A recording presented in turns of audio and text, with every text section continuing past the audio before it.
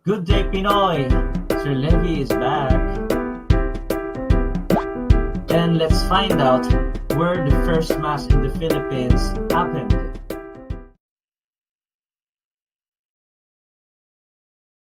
So here we go, let's discuss Philippine history, spaces, conflict, and controversies.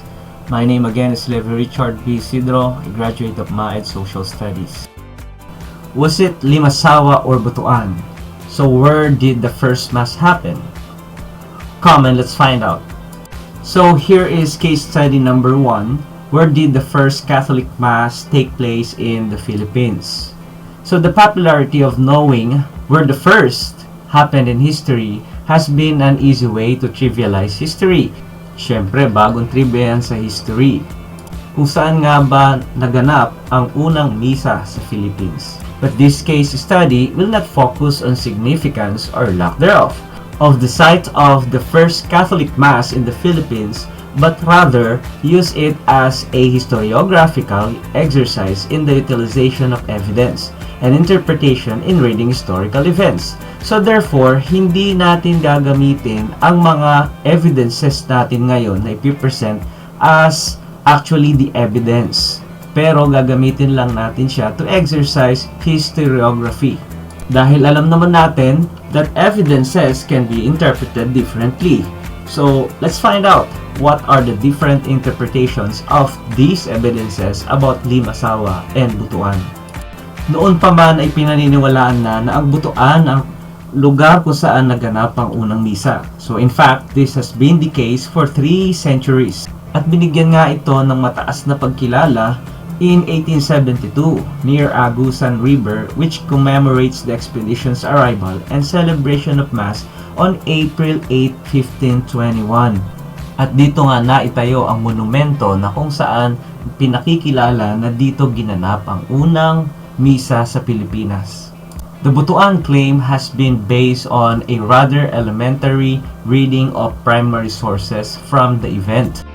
Therefore, ito ay isang interpretation lamang ng isang reference book at maaaring hindi ito tama. So, toward the end of the 19th century and the start of the 20th century, together with the increasing scholarship on the history of the Philippines, a more nuanced reading of the available evidence was made, which brought to light more considerations in going against the more accepted interpretation of the first mass in the Philippines, made both by Spanish and Filipino scholars. So noong 1800s hanggang early 1900s, nagkaroon ng mas malinaw na interpretasyon with the evidences na magpapaliwanag kung kailan nga ba talaga at saan naganap ang first mass in the Philippines, made both by Spanish and Filipino scholars. And if we are going to notice it, there are only 2 primary sources that historians refer to in identifying the site of the first mass. Dalawa lang po yan. So yung una ay yung log kept by Francisco Albo na kasama ni Magellan sa kanyang ship, who was one of the 18 survivors who returned with Sebastian Elcano on the ship Victoria after they circumnavigate the world. At ang isa naman ay kay Antonio Pigafetta o yung kanyang first voyage around the world, Primo Viaggio Intorno al Mundo. Si Pigafetta, kagaya ni Albo, ay isa rin sa mga miyembro ni Magellan sa kanyang expedition sa buong mundo. At ayon sa mga scholars, ay mas maraming detalye ang kay Pigafetta kaysa kay Albo, hinggil sa pagdalaw ng mga ito sa Pilipinas. So, let's find out primary source Albo's log. So, according to Albo's log, on the 16th of March, 1521, as they sailed in a westerly course from Ladrones, they saw land towards the northwest. But owing to many shallow places, they did not approach it. They found later that its name was Yunagan. So, from Ladrones, may nakita silang isang isla at tinawag na itong Yunagan. They went instead that same day southwards to another small island named Suluan, and there they anchored. There they saw some canoes, but these fled at the Spaniards' approach. This island was at a 9 2/3 degree north latitude. So, una silang dumaong sa Suluan, which was at 9 and 2/3 degrees north latitude. Departing from those two islands, they sailed westward to an inhabited island of Gada, where they took in a supply of wood and water. The sea around that island was free from shallows. Albo does not give the latitude of this island, but from Pigafetta's testimony, this seems to be the Aquada or Homonhon at 10 degrees north latitude. Then muli silang dumaong at tinatawag ito ni Pigafetta na Homonhon, ngunit kay Albo ay tinawag niya itong Gada, na kung saan he took in supply and wood and water. From that island, they sailed westwards toward a large island named Ceylani that was inhabited and was known to have the gold. So according to Albo, after from Homonhon, ay dumaong naman sila sa Ceylani o tinatawag din ni Pigafetta na Ceylon, na tinatawag nating Leyte o ito yung Leyte ngayon. Ceylani, or as Pigafetta calls it Ceylon, was the island of Leyte. Sailing southwards along the coast of the large island of Ceylani, they turned southwest to a small island called Mazaua. That island is also at a latitude of 9 and 2/3 degrees north. The people of that island of Mazaua were very good. There the Spaniards planted a cross upon a mountain top, and from there they were shown 3 islands to the west and southwest, where they were told there was much gold. They showed us how the gold was gathered, which came in small pieces like peas and lentils. In Mazaua, the gold is so abundant that parang candy lang yung ginto. And in Mazaua, they planted a cross doon sa may tuktok ng isang mountain. And from Mazaua, they sailed again northwards towards Sainali. They followed the coast of Sainali in a northwesterly direction, ascending up to 10 degrees of latitude, where they saw 3 small islands. From they sailed westward some 10 leagues. There they saw 3 islets, where they dropped anchor for the night. In the morning, they sailed southwest some 12 leagues, down to a latitude of 10 and 1/3 degree. There they entered a channel between 2 islands, one of which was called Matan and other Cebu. They sailed down that channel and then turned westward and anchored at the town La Villa of Cebu, where they stayed many days and obtained provisions and entered into a peace pact with the local king. The town of Cebu was on the east-west direction with the islands of Suluan and Mazaua, but between Mazaua and Cebu, there were so many shallows that the boats could not go westward directly but has to go as they did in roundabout way. So if you notice, Mazaua on Albo's account, or the location of Mazaua, fits the location of the island of Limasawa. At the southern tip of Leyte, 954 north. Also, Albo does not mention the first mass but only the planting of the cross. Kung naalala nyo kanina, sinabi ko, sa Mazaua nagplant sila ng cross sa ibabaw ng mountain, from which could be seen 3 islands to the west and southwest, which also fits the southern end of Limasawa. So, sa Limasawa according to Albo's log. So, if Limasawa is the right place for Albos, let's try to find out what's Pigafetta's. So, let's go. Okay, on Saturday, 16 March 1521, Magellan's expedition sighted a highland named Zamal, which was some 300 leagues westward at Ladrones, now the Marianas Islands. On Sunday, March 17, the following day, after sighting Zamal Island, they landed on another island, which was uninhabited, and which lay to the right of the above-mentioned island of Zamal. To the right here would mean on their starboard going south or southwest. There they set up 2 tents for the sick members of the crew, and had so killed for them. So the name of this island was Humunu, or what he called the Homonhon. So yan yung Homonhon, no? This was located at 10 degrees north latitude, so medyo kamukha talaga nung kay Albos.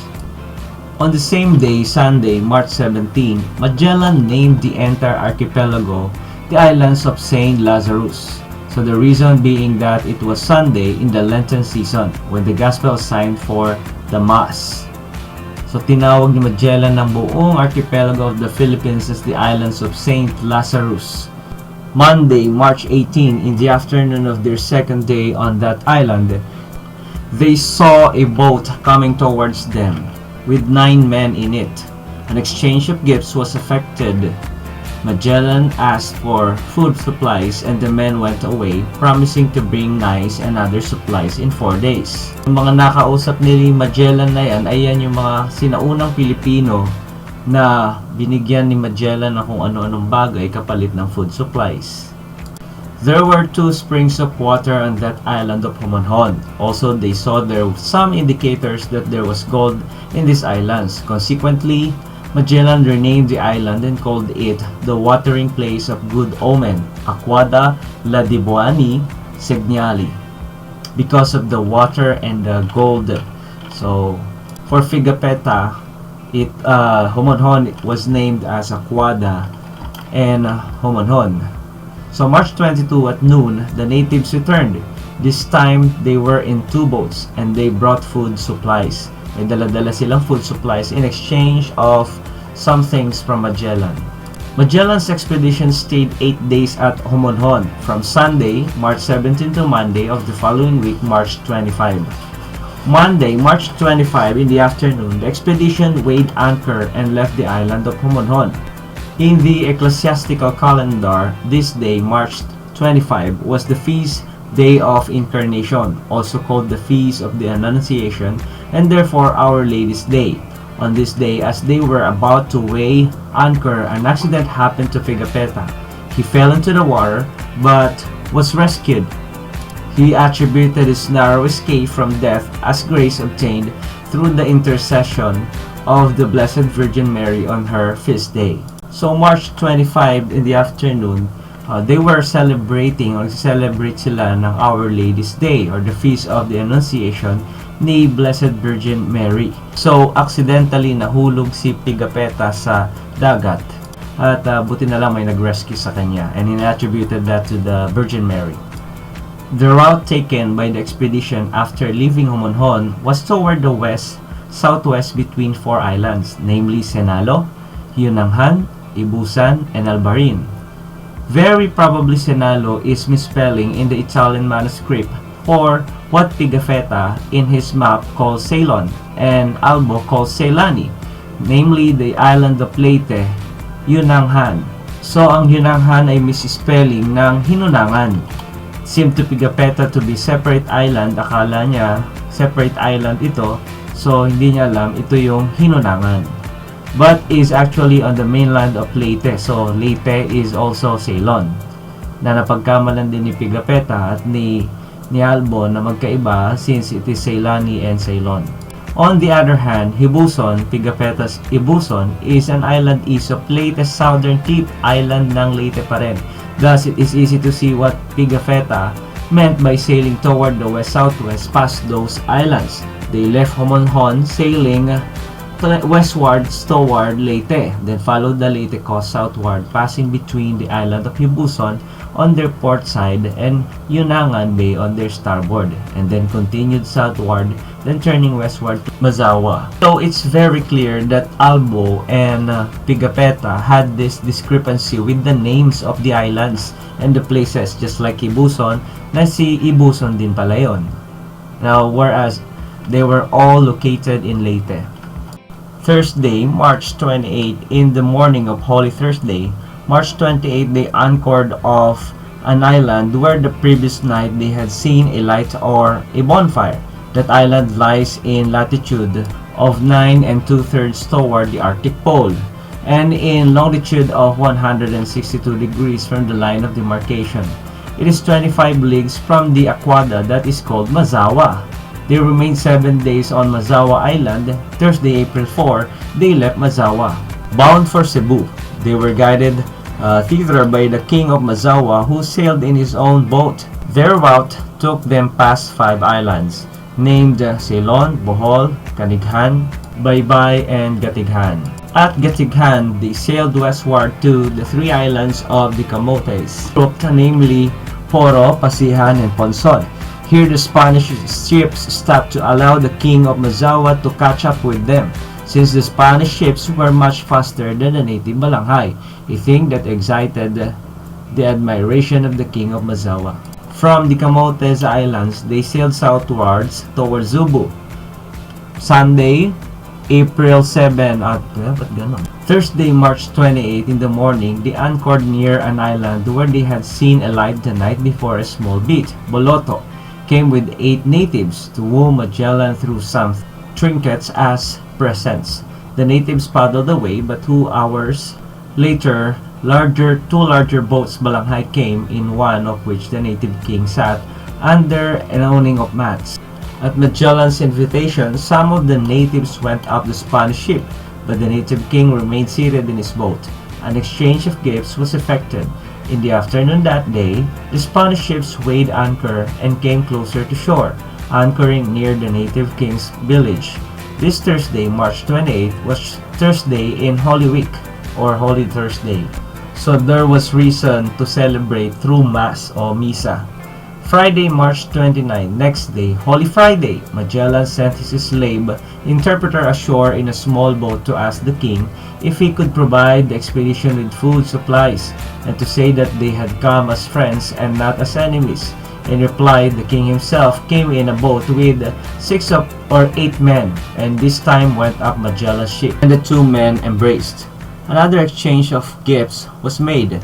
The native king and his companions returned ashore, bringing with them 2 members of Magellan's expedition as guests for the night. One of the 2 was Pigafetta. So nagkaroon ng palitan ng gifts and the king. So nagpalitan sila ng mga tao at in-enjoy ni Pigafetta ang kanyang gabi with the king. So as you can see, Lenten season or Holy Week, nung sila Magellan at the king ay nagkita. So there was actually a reason to have a mass. Saturday, Pigafetta and his companion had spent the previous evening feasting and drinking with the native king and his son. Pigafetta deplored the fact that although it was Good Friday, they had to eat meat. The following morning, Saturday, Pigafetta and his companion took leave of their hosts and returned to the ships. On Sunday, March 31, early in the morning of Sunday, the last of March and Easter Sunday, Magellan sent the priests ashore with some men to prepare for the Mass. Later in the morning, Magellan landed with some 50 men and Mass was celebrated, after which a cross was venerated.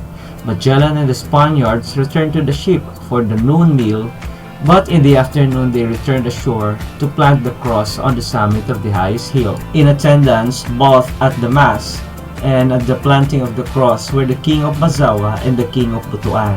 So obviously, Sunday was the date or the day na nagkaroon ng Mass. Ang question na lang ay saan? Sa Butuan ba o sa Limasawa na sinasabi ni Albo?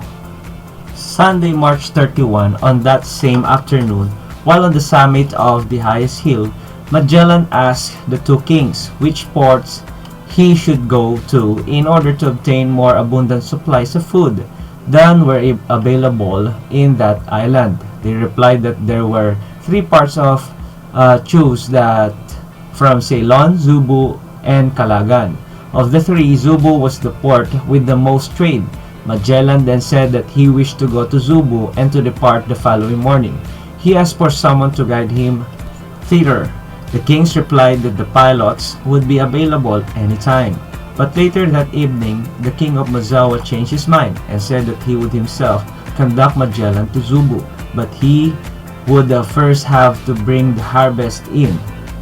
He asked Magellan to send him men to help him with the harvest. On Monday, April 1, Magellan sent men ashore to help him with the harvest, but no work was done that day because the 2 kings were sleeping off their drinking bout the night before. So Tuesday, April 2 and Wednesday, April 3, work on the harvest during the next 2 days. For example, Tuesday and Wednesday, the 2nd and 3rd of April. Thursday, April 4, they leave Mazaua bound for Cebu. So those were the 7 days of Pigafetta and Magellan in Mazaua. Using the primary sources available, Jesuit priest Miguel A. Bernard, in his work Butuan or Limasawa, the site of the first Mass in the Philippines, a re-examination of evidence on 1981, lays down the argument that in Pigafetta account, a crucial aspect of Butuan was not mentioned, the river. Butuan is a riverine settlement situated on the Agusan River. The beach of Mazaua is in the delta of said river. It is a curious omission in the account of the river, which makes part of the distinct characteristic of Butuan's geography that seemed to be too important to be missed. So therefore, walang nabalita o walang naisulat si Pigafetta tungkol sa river in Butuan na napaka-imposible raw, sabi ni Bernard, na mawala doon sa writing of Pigafetta. So according to Miguel A. Bernard, it is most probably Limasawa and not Butuan because of the geography or the Butuan's geography that seemingly he must not be missed. So the issue of the exact location of the historic mass was earlier resolved by the NHI, the forerunner of the NHCP, through two panels of experts.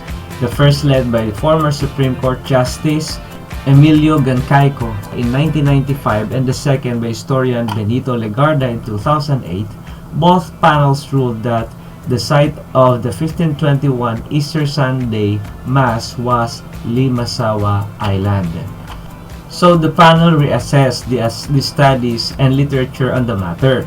They gathered the extant copies of Antonio Pigafetta's chronicles and other accounts abroad, surveyed the presumed sites of the event in Butuan and Limasawa. So they consulted experts in geology and cartography and submitted its report for review by the history departments of various Philippine universities. So nag-aral sila, pinag-aralan nila kung anong lagay ng geology and cartography, even the writings of Pigafetta, kung tama ba na sa Butuan naganap ang First Mass. So, per Pigafetta, chronicler of the Magellan expedition, the Easter Sunday Mass that expedition chaplain Father Pedro Valderrama celebrated on March 31, 1521 happened in place he identified as Mazaua. Akala niya Mazaua. So therefore, ngayon pala ang ini-establish na First Mass talaga ay naganap sa Limasawa. The age of exploration is a period of competition among European rulers to conquer and colonize and outside their original domains. Initially, the goal was to find alternative routes by sea to get to Asia, the main source of spices and other commodities. Existing routes to Asia were mainly by the land and cost very expensive. A sea route to Asia means that Europeans could access the spice trade directly, greatly reducing costs for traders. So, napakahalaga sa kanila nang ma-discover yung ibang ruta at magkaroon ng other sources of spices and other commodities. So, the reason why nung panahon nila ay tinawag na Age of Exploration.